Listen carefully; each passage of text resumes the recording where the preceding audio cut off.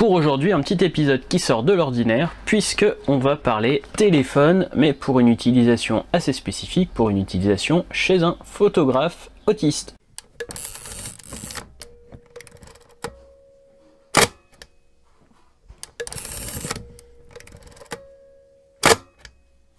Bonjour à tous et bienvenue dans ce nouvel épisode de Photantique, petit épisode hors série. Je suis Mikoulou de Photantique et je présente très régulièrement, en ce moment un mercredi sur deux, des technologies antiques ou atypiques. Donc tout ce qui est par exemple hi-fi vintage, vieux ordinateurs et matériel photo un peu bizarre ou ancien. Pour aujourd'hui, je vais vous parler de ce téléphone et je vais vous parler de ce qu'il m'aide en tant que photographe, en tant que youtubeur, en tant qu'autiste. Donc pour ceux qui ne le savent pas, j'ai des troubles du spectre de l'autisme, anciennement autisme Asperger, c'est-à-dire que j'ai des soucis de communication avec les autres, mais d'un autre côté ça me permet d'aller à fond sur un sujet et de me concentrer vraiment à fond sur un truc qui me passionne. J'irai plus loin dans mon podcast les aventures d'un Aspie Boy qui devrait démarrer dans les prochaines semaines, mais je vais parler un petit peu de cette partie là sur ce téléphone, tout simplement parce que j'ai été conseillé de prendre un téléphone Apple grâce à Dan de la chaîne Aspie World qui expliquait en quoi les iPhones et les iPads l'aidaient dans sa vie et en quoi je vais essayer d'appliquer ceci. Je vais démarrer avec ma petite aventure avec les téléphones, puisque après avoir eu mon premier téléphone en partant étudier, je n'ai jamais vraiment été trop à l'aise avec les téléphones, mais j'aimais bien les bidouiller. J'ai eu des cours de programmation sur téléphone mobile, en Java mobile, en Qt. Et donc j'ai gardé très longtemps des feature phone. J'ai eu très longtemps mon Nokia C5 et E5 dont je vous ai présenté dans une vidéo l'année dernière, qui m'aidait aussi déjà pour mon organisation et qui possédait un GPS, mais je n'avais pas de smartphone. L'année dernière j'ai tenté l'aventure smartphone en prenant donc l'iPhone SE de première génération qui avait un certain nombre de soucis. Donc après avoir eu des soucis avec l'écran, avec la batterie, j'ai fini par le réparer 3 fois et une fois que tout était censé fonctionner, le micro et le kit main libre et le micro du kit main libre ne fonctionnaient plus. Donc pour moi c'était encore par contre un souci cette fois-ci logiciel, mais vu que j'ai pas trouvé comment le corriger, j'ai racheté un téléphone pour appeler l'iPhone 4. Et lorsqu'Apple a présenté son iPhone SE durant le confinement, j'ai estimé que ça correspondait à mes besoins. On va ici parler de ce que ça m'apporte en tant que photographe, en tant que vidéaste et aussi en tant qu'autiste. Pour la photo, on en parle souvent pour son super appareil photo. Moi je suis pas vraiment fan de la photo complètement assistée par ordinateur, même si je travaille pas mal sous Photoshop, mais j'aime bien garder le contrôle, notamment avec Photoshop, de ce que je fais, notamment quand c'est de l'intelligence artificielle qui pense à ma place. C'est pour ça que j'ai mis beaucoup de temps avant de prendre un téléphone mobile. Je l'ai quand même testé et ça donne des trucs sympas quand même, comme vous pouvez voir sur l'écran, mais il y a quand même des bugs aléatoires, notamment j'ai eu des cas où les mains étaient coupées sur ces super modes portrait. Les photos de nuit par contre, on est quand même très loin d'un vrai appareil photo. Vous pouvez voir la comparaison au même moment avec une photo que j'ai fait avec l'Alpha 7S. Donc c'est une pause longue. Toujours pour la fonction photo, j'ai eu la chance l'année dernière de gagner grâce à la chaîne F1.4 un abonnement d'1 an de Creative Cloud avec 1 Tera de stockage et donc Photoshop et Lightroom, et ça m'a permis d'avoir accès à Lightroom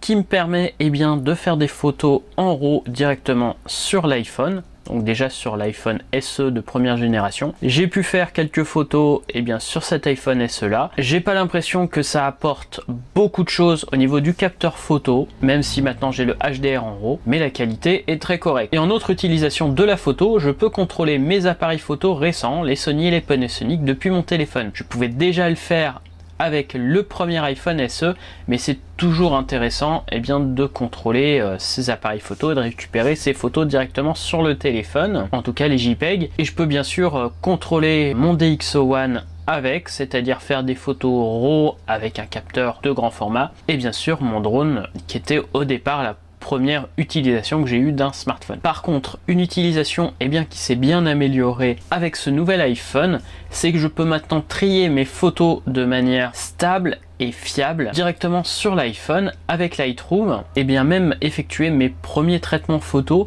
même une grosse part de mon traitement photo directement en mobilité sur l'iPhone, c'est-à-dire que si je suis en voyage ou même si là je suis sur les routes les prochains mois, et bien je vais pouvoir effectuer tous mes traitements directement sur le téléphone avec Photoshop Express et Lightroom. Ça, même si je pouvais le faire avant, là il y a une très grosse amélioration de la capacité de traitement, et beaucoup de traitements se font de manière super fluide, et ça c'est un super gain de temps. Et en plus, ça me permet toujours de pouvoir montrer mon travail directement à des clients ou à des amis sur place, et ça va m'améliorer pas mal la vie. Pour la photo argentique, j'ai aussi une appli qui me permet de faire pause maître et qui me semble beaucoup plus précise qu'avec les anciens iPhones que j'ai eu. J'ai une appli donc qui me permet aussi de calculer la réciprocité des pellicules, et une autre qui me permet de calculer les temps de pause longue, mais ça, aucun changement par rapport à l'iPhone 4S, c'est juste de l'affichage ou de calcul simple. Pendant que je tournais la vidéo, il y a eu la sortie de Photoshop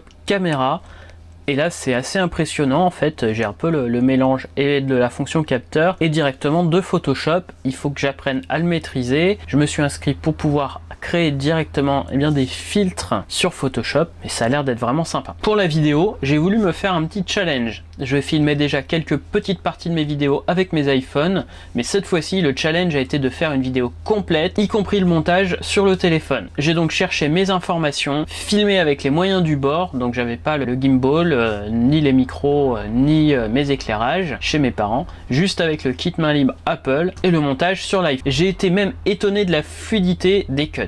C'était beaucoup plus rapide que sur mon gros PC de montage qui est derrière moi. Une fois le générique et la miniature réalisés aussi sur Adobe Spark, ce fut le moment d'exporter la vidéo pour l'envoyer sur YouTube. J'ai utilisé donc pour le montage Premiere Rush, et là ce fut l'échec. Par contre, le programme a refusé d'exporter le fichier final, donc j'ai dû le faire sur Premiere Pro, sur mon PC de montage, une fois tous les éléments récupérés donc depuis l'iPhone. Ça m'a permis aussi de faire un petit traitement sur le son, je vais expliquer pourquoi après. Et j'ai pu finalement faire l'upload YouTube et de configurer toute la vidéo directement sur le téléphone, mais il y a quand même une partie qui a été limitante puisque je n'ai pas pu faire l'export, mais ça je pense que c'est un souci lié à Premiere Rush qui est buggé plutôt que du téléphone. Mais pour un programme qu'on est censé payer normalement, une fois qu'on a fait les 3 exports, 11 € par mois, le fait qu'on puisse pas faire un export sans que ça plante, c'est quand même plutôt gênant. Justement, je parlais du son, voilà ce qu'Apple fournit avec le téléphone, un joli kit main libre tout blanc avec un joli design. Malheureusement, à l'utilisation,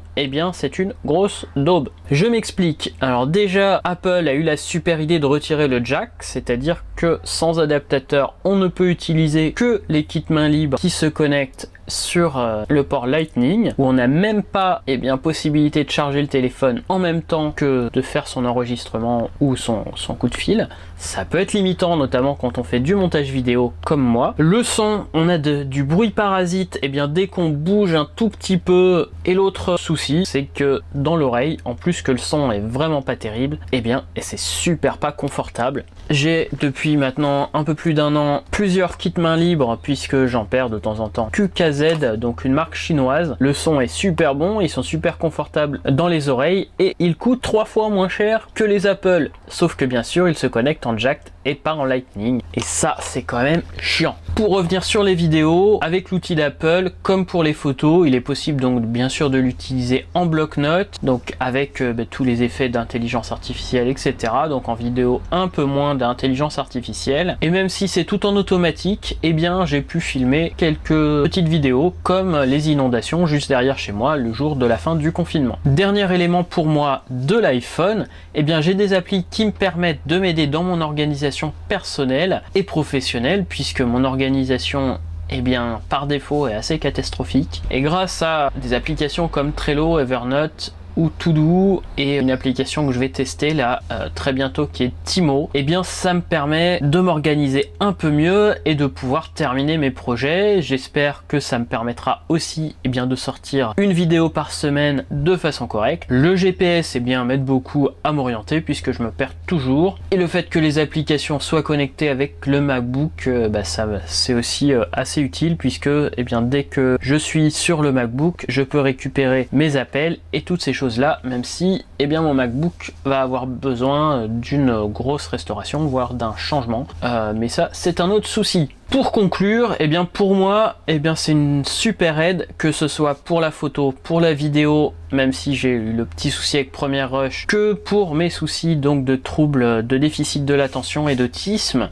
Le format me convient très bien, je ne veux pas un plus gros téléphone. Si je veux plus gros, autant prendre une tablette avec stylet, si je veux travailler efficacement mes photos par exemple, en mobilité. Et en plus c'est beaucoup moins cher que les modèles plus gros, ça va me faire gagner pas mal de temps sur mes travaux photos et vidéos. Mais par contre, si j'ai vraiment une grosse chose à dire, c'est putain, pourquoi Apple a viré ce putain de jack et a fourni cette espèce de merde, et puis je fais comment pour le brancher sur ma platine cassette sans le jack? J'espère que cette vidéo vous aura plu et je vous dis à très bientôt pour un nouvel épisode de Faute Antique.